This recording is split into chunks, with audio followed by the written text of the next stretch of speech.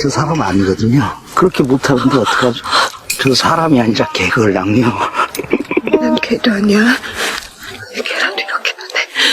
在荒郊的路边，一辆摩托车后座上突然掉下来一个麻袋，混混当即命令手下去拆开袋子。可永善早就猜到麻袋里装的是人，可真正看清里面是个未成年高中生时，他还是当场愣在了原地。更让人后背发凉的是，这个男孩的状态，哪怕被石块砸得头破血流，他全程半点反抗都没有。混混说什么就听什么，温顺的像被彻底驯服的小绵羊。凤岩没有半分怜悯，依旧不停歇地折磨少年。 일어서. 옷 벗어. 안 들려? 옷 벗으라고. 同行的女生任静实在看不下去，开口想替男孩求情。少年心里清楚，一旦凤岩被惹怒，等待自己的只会更残忍。慌乱之下，直接褪下裤子，妥协自保。就在这时，长发跟班察觉到不对劲，掀开男孩裤腿一看，双腿居然绑着沉甸甸的铅带，这也是他一直无力挣脱的关键。 너 요즘 운동하냐? 우리 깔라고? 빤스도 벗어야지. 少年被逼得褪下内裤，任静吓得立刻起身，想要逃离这片河滩。没跑出多远时，就被寸头和红毛两个混混强行拽了回来。一旁的永善自始至终冷眼旁观，任静气不过，当场怒斥他冷漠自私。凤岩见状，直接掏出了两人的学生证。早前他试驾豪车时，就在车辆后座捡到了任静的随身包。一男一女开豪车跑到偏僻野外，他早就猜透二人私下的往来。为了报复永善和任静，凤岩把棒球棍塞给永善，逼他拿球棍充当话筒唱歌，转头放任手下到车里侵犯任静。听着女生一阵阵的惨叫，永善死死攥紧球棍，心底慢慢生出反抗的念头。凤岩一眼看穿永善的不服，立刻把高中生推到他面前，定下一场生死对决。规则很直白，永善打赢少年，就能带着任静平安离开。如果少年取胜，这群人往后再也不会找他麻烦。永善吓得不停求饶，可少年死死抓住这次唯一脱困的机会，不肯退让半步。长期纵欲掏空身体的永善根本没有对抗的力气，没几个回合就重重摔倒在地。几个混混压根不在意这场决斗，全都扎堆围在车边看热闹。就在永善认定自己要丧命山沟时，少年忽然停下攻击，积攒许久的血性彻底爆发，径直冲向几名施暴者。毫无防备的长发男被狠狠扑倒，一脚直接踹晕，紧随其上的寸头也没撑几招就失去意识。红毛刚从车上下来，看见同伴全部倒地， 환장하겠네.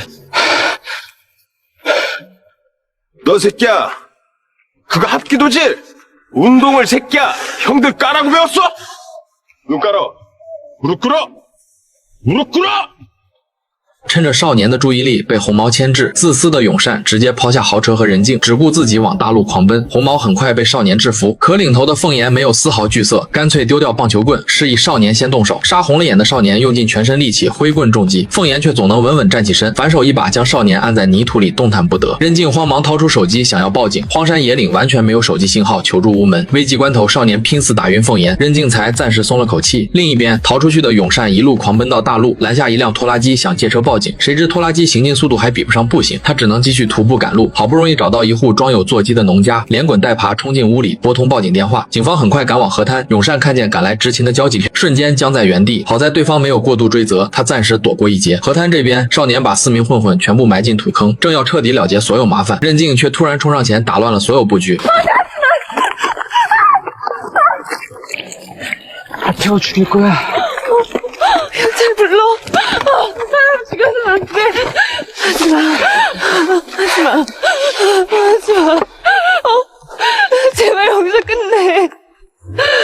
제발. 기절할 때까지 술 먹어봤어?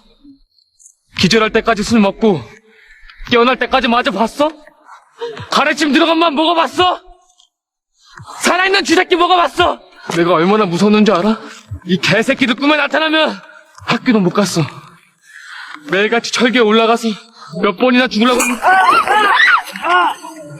本就体力透支的少年瞬间失去行动能力，凤岩一行人趁机挣脱泥土束缚。长发男举起棒球棍狠狠砸向少年，少年倒地后没了动静。凤岩把任静塞进汽车后备箱，打算把人和车辆一同推进水库，销毁全部证据。只要4人统一口供，警方没有任何实质性线索定罪。等永善带着交警折返河滩，混混们早已消失无踪，现场所有轮胎印也被清理干净。交警误以为永善恶意戏耍执法人员，气愤地推搡了他，转身准备离开。就在这时，山后方传来一声刺耳枪响，交警立刻拉起地上的永善，得知混混挟持了一名高中生，交警瞬间慌了神。山的另一侧，凤岩为躲避子弹猛打方向盘，车辆失控翻滚，倒扣在地面。凤岩打算持枪灭口，任静趁机抢夺手枪，起身反抗。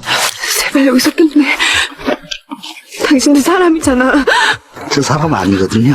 현재를 좀 봐. 이렇게 아파하는데, 이렇게 힘들어하는데. 제발 여기서 끝낼 수 없어? 그렇게 못하는데 어떡하죠? 저 저 사람이 아니라 개걸랑요. 난 개도 아니야. 개라도 이렇게 나네. 개새끼라도 이렇게 나네.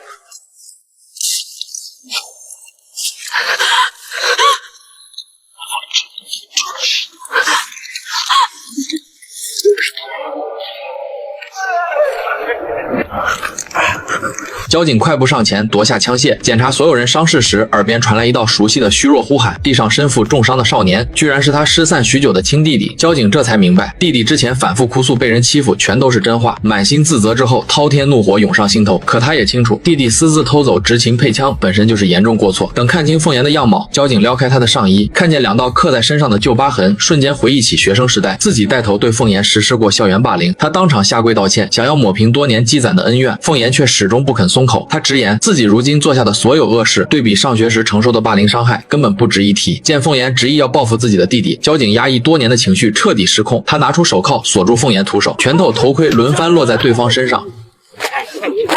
直到凤岩昏死过去，剩下红毛3人吓得跪地不听求饶。交警翻出长发男口袋里的死老鼠，逼迫3人全部吃下去，还放话最后吃完的人直接枪毙。3个混混只能慌乱吞咽老鼠。处理完现场琐事，交警打开永善随身携带的盒子，舔了一口里面的白色粉末，确认只是普通止咳药，便没有再深究。安顿好一切，他立刻背起重伤的弟弟赶往医院。昏迷不醒的凤岩则被另外3名混混骑摩托带走。聊完完整剧情，咱们静下心聊聊这部电影最核心的内核。这片荒无人烟的郊外，隔绝了城市里法律、道德、公序良俗的约束，一套扭曲的层级压迫体系就此诞生。外表体面、家境优渥的永善，看似没有直接动手，却因冷漠旁观成为间接施暴者。凤岩是曾经校园暴力的受害者，成年后摇身一变成了主导欺凌的施暴头目。还有红毛、寸头这类盲从跟班，只会依附强者，肆意欺负更弱小的人。几个人串联起一条自上而下的暴力链条。在这里，暴力不再是需要遮掩的罪行，反倒变成立威沟通的唯一方式。影片最刺骨的一点是暴力的循环传染性，链条里的每一个人既是上层暴力的承受者，转头又会把所有委屈痛苦发泄给比自己更无力反抗的弱者，暴力像病毒一样不断传递，无限循环。其实电影也是在映照我们的现实生活，校园霸凌、职场冷暴力，社会上的漠视伤害从来都离我们不远。当我们看见他人深陷苦难，选择视而不见，抱着事儿不关己的心态沉默旁观时，这份沉默本身就是对暴力的默许。我们都在无意识里成为伤害的共谋。在这里想问问屏幕前的各位，如果换作是你身处故事里那种孤立无援的绝境，你会选择挺身而出，还是明哲保身？觉得这部影片对人性暴力的刻画值得反复细品的朋友，我是大远，感谢你的观看，我们下期再见。